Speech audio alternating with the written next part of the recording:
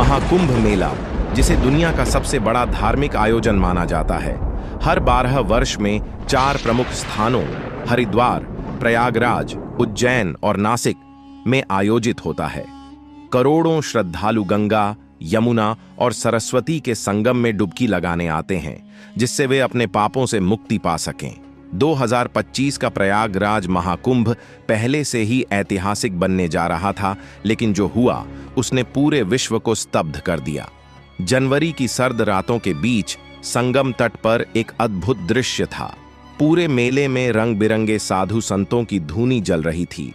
नागा सन्यासी भभूत लपेटे घूम रहे थे और गंगा के किनारे बड़े बड़े शिविरों में कथा, प्रवचन और यज्ञ हो रहे थे। पूरा क्षेत्र रोशनी और मंत्रोच्चार से गूंज रहा था। सरकार ने विशेष व्यवस्थाएं की थीं। हजारों टेंट, लंगर, सुरक्षा बलों की तैनाती और लाखों तीर्थयात्रियों के लिए अस्थायी अस्पताल।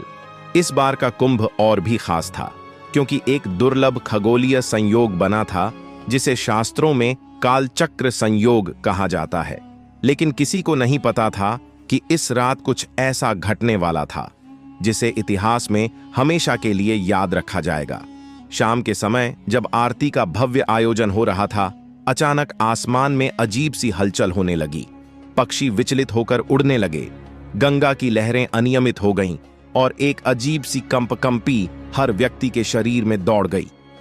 एक साधु जो पिछले 40 वर्षों से गंगा के तट पर तपस्या कर रहा था, अचानक उठ खड़ा हुआ और चिल्लाया, समुद्र मंथन का चक्र फिर से घूमने वाला है, विषधर जाग उठा है।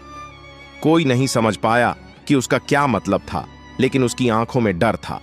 रात के 12 बजते ही अचानक गंगा के जल में एक भयंकर हलचल हुई। पहले लोगों ने सोचा कि यह किसी बड़े जहाज के कारण हो सकता है, लेकिन जब लहरें ऊंची उठने लगीं, तब चारों ओर हड़कंप मच गया। जैसे ही भक्तगण पीछे हटे, एक भयावह दृश्य सामने आया। गंगा के पानी से एक विशाल सर्प धीरे धीरे ऊपर उठ रहा था। उसकी आंखें अंगारे की तरह लाल थीं और उसका शरीर इतना बड़ा था कि वह पूरे संगम क्षेत्र को ढक सकता था। लोगों में भगदड़ मच गई, चारों ओर चीख पुकार होने लगी। पुलिस और सुरक्षा बलों ने भी यह भयंकर दृश्य देखा और वे खुद भी घबरा गए। वह सर्प हिल रहा था, मानो किसी प्राचीन शक्ति ने उसे जगाया हो। अचानक एक वृद्ध विद्वान ब्राह्मण वहां प्रकट हुए और बोले, यह वासुकी है, समुद्र मंथन का सर्प। इसकी नींद हजारों वर्षों बाद टूटी है। हमें इसे शांत करना होगा, नहीं तो पूरे महाकुंभ पर संकट आ जाएगा। पुराने ग्रंथों में कहा गया था कि यदि महाकुंभ के दौरान कोई दैवीय शक्ति प्रकट हो और उसका सही समाधान न किया जाए तो विनाश अवश्यंभावी है।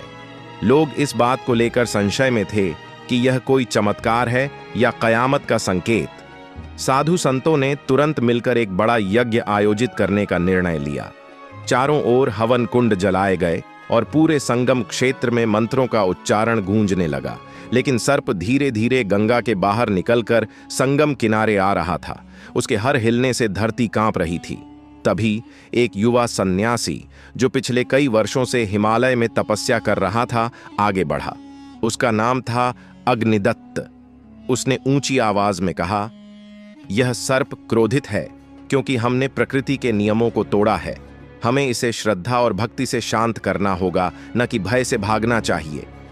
अग्निदत्त ने अपने हाथ में जल लिया और एक विशेष मंत्र पढ़ना शुरू किया। मंत्र की शक्ति से पूरा वातावरण दिव्य हो गया। गंगा की लहरें शांत होने लगीं और सर्प ने धीरे धीरे सिर झुका दिया। सभी संतों और भक्तों ने मिलकर महाकाल यज्ञ किया, जिसके कारण एक अद्भुत प्रकाश पूरे संगम में फैल गया। और फिर जैसे ही अग्निदत्त ने अंतिम आहुति दी, वह विशाल सर्प धीरे धीरे गंगा के जल में समाने लगा। उसकी आंखों में अब क्रोध नहीं, बल्कि शांति थी। जैसे ही वह पूरी तरह से जल में विलीन हुआ, पूरा वातावरण फिर से सामान्य हो गया। पक्षी फिर से गाने लगे, हवा शांत हो गई और गंगा की लहरें पहले की तरह मधुर हो गईं। अगले दिन हर समाचार पत्र में यही खबर थी। क्या सच में समुद्र मंथन का सर्प जाग उठा था? वैज्ञानिक इस घटना को किसी प्राकृतिक घटना से जोड़ने की कोशिश कर रहे थे, लेकिन वहां उपस्थित लाखों लोग जानते थे कि यह एक दैवीय चमत्कार था। वृद्ध ब्राह्मण, जिन्होंने पहले ही इस घटना की भविष्यवाणी कर दी थी, अब अदृश्य हो चुके थे। कोई नहीं जानता कि वे कौन थे। अग्निदत्त भी यज्ञ समाप्त होने के बाद कहीं गुम हो गया। कुछ लोगों का कहना था कि वह फिर से हिमालय चला गया, और कुछ मानते थे कि वह कोई दिव्य शक्ति था जो मानव रूप में आया था। लेकिन एक बात निश्चित थी, महाकुंभ का यह अध्याय इतिहास में हमेशा के लिए दर्ज हो गया।